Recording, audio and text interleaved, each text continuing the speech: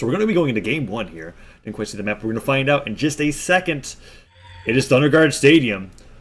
Let's see who gets the first weapon. 2, 1, brawl!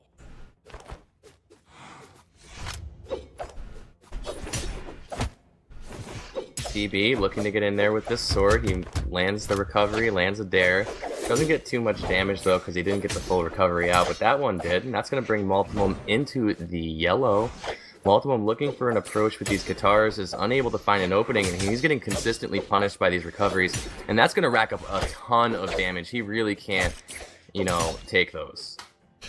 Maltimum off the side of the stage, manages to recover, but he just gets by it down there, and it barely doesn't kill Maltimum. Wow, he manages to touch the stage just barely, and now he's got an opportunity for a ground pound, but instead just picks up the hammer, goes in for that side stick, and TB, looking for that D-Light Sair, ends Maltimum's stock rather quickly. TB hunted him down and ended that stock within 40 seconds. That was very bread and butter sword play. TB took advantage of the sword recovery, which is very easy to avoid. However, if you do get hit by it, it does a ton of damage. It's probably, I think it's the sword move that does the most damage. Yes, recovery, well, it's just the most optimal out of D-Light combos as well. It's like 20 plus damage coming up from the sword recovery. It's very good, and TB switching over to the axe now. Looking for these downers. Multimum finds that sidelight, has him off the stage, not struggling against this axe as much as he did the sword, and another sidelight will most likely put TB in a kill percent. Jhala only on 3 defense, but he finds a nice weapon toss combo to D-Light Sair, and Multimum gets that downlight neutral sig to kill him off the top. So what happened there, right, is TB was throwing out sword moves initially, you know, without much thought behind them, just kind of throwing out recoveries, racking up damage. And I feel like when he tried to do that with the axe, he was much more committed to his light attacks due to those active frames, and Maltimum was able to punish those a lot easier. And now Maltimum, fighting against the axe still, is finding these D-Light nairs. Oh, he gets a downer combo, another D-Light setup. Maltimum finally gets hit by a Sair, puts him into the red, but that was a lot of damage that he just put onto TB, and a down stick comes off. He even slid it off the side of the stage there to extend the hitbox, and now TB is trying to end the stock, but he's got an opportunity to be bested out by Maltimum here if Maltimum continues these guitar strings. Maltimum just did a beautiful job at avoiding all of those recoveries and ground pounds coming out from the axe. He was very patient. However, he is in kill percent. He's not going to be able to get hit by anything. Now TB finds that downer. Wow, reading that Maltimum was going low. That was a hard read downer from TB there. No, and it was a crucial one for sure. He now has the stock lead, and he's not in kill percent yet, so he can hold on to this for quite some time and definitely rack up some damage. But that neutral sig is going to send him flying. Maltimum is looking to take him out fast. TB spacing around with the sword is finding himself in a really dangerous position. He just barely avoids that recovery from Maltimum, but Maltimum putting himself in a bad spot, I feel, to battle this axe is looking to probably get punished.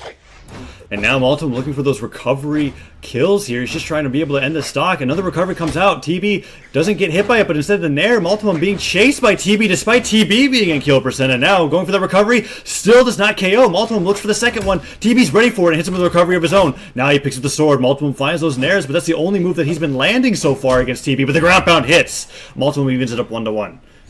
We saw TB go for a dare there. I felt like he should have won for recovery. However, Maltimum did a great job at reading that and going for the ground pound, and that's going to even up the stocks and hopefully take the momentum for him.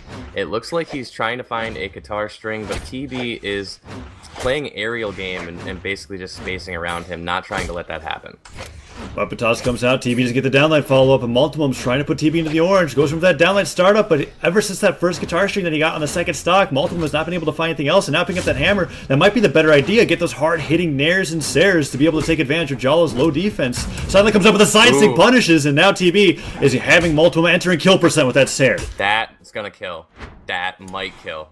Oh, that hammer recovery saved him, but the ground pound from TB is going to take game 1 against Maltimum. And I would not be surprised to see a legend switch coming up from Maltimum. We are. That Queen Nine is coming out, and TB responds beforehand with his own legend switch. Brynn is definitely something that I'm much more familiar with from TB. We still see that axe coming into play, but now the spear is going to come up to match Maltimum's spear in game 2 here. TB's not even giving Maltimum a chance to fight against this Jhala on Queen Nine. I like how we're seeing them share weapons at this point, right? Because the last match, I mean, they both had different weapon sets. Now they're sharing the spear in that aspect, and I feel like they're both very, very strong spear players. So I'm very interested to see how this game is different from the last one, especially from Maltimum, with that added defense and then the spear instead of a hammer. Yeah, and I also think a really big reason as to why they're kind of sharing these weapon sets is because of that defense difference between Jhala and Queen Nai. I just think it's so easy for Queen Nai to kill Jhala, like, mid-orange with almost all of her signatures. Well, that's not necessarily the case with Brynn. So, now TB trying to find some more weapon toss combos. Goes for that sidelight. No Nair follow-up as Maltimum's able to dodge out of that. And a D-Light Sarah will put TB into the yellow, but Maltimum a little bit behind on damage still. Yeah, Maltimum is getting abused by this axe. He just dodged into that signature, and that's going to kill. Wow. TB is getting an early stock lead against Maltimum, and that might be a game breaker. Maltimum's going to have to get quite a kill to even up this game. And Maltimum isn't quite... I don't really see him being the kind of player that goes for those Qatar Gimps, but as I'm saying that, he's just going for strings to death as that down sig sends him flying towards the top. Side sig comes out, recovery from TB, but Maltimum wants to even up these stocks immediately here as he goes in for another down sig, and sig not thrown up, but a D-Light into recovery. Recovery does not hit, but the falling Sarah, no, the weapon toss at the end. There's the end sig. He baited him out, he caught him in the end sig. Maltimum able to even up those stocks, and that's exactly what he needed to have a shot at taking this game. And now Maltimum finds that neutral light, gets that recovery. Is trying to find some more follow-up here as he goes for that recovery himself. Bomb goes down, Maltimum gets hit, and TB falling with that Sarah, puts up the side light. Maltimum hits with the neutral air, tries to go for the down light, and TB, ooh, just hits him with that D-Light Sarah instead. And now he's trying to continue the lead that he had as another Sarah reads that dodge in. Maltimum doesn't have his dodge, it just comes back, and now he's got the edge guard advantage as he goes for that down sig and stops TB from putting out that sig with the side sig hits. Doesn't kill. Nope, but that weapon toss is gonna secure it. TB does manage to take Maltimum stock once again, but this time he's in the orange, and it's gonna take a lot less for Maltimum to even up this game. Hopefully, he can find it.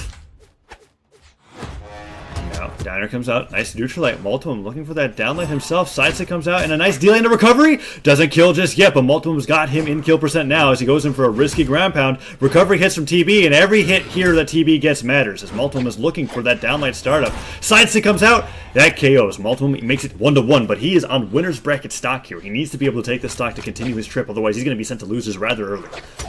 Yeah, that is certainly true. I feel like that ground pound he threw out was more of a positioning tactic so he could get some follow-up, but he never ended up going for the follow-up. Anyway, Maltimum is racking up some damage with these Qatars, very bread and butter strings, you know, neutral light into recovery.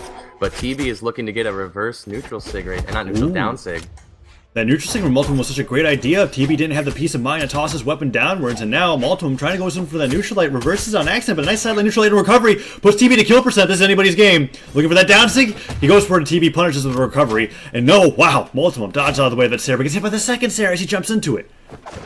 Yeah, unfortunately, Maltimum, he telegraphed that down sig very hard, and TB was able to punish, and he's looking to secure this kill with a weapon toss, gets the ground pound. And that's it. TB takes it 2-0 over Maltimum, and Maltimum is sent to losers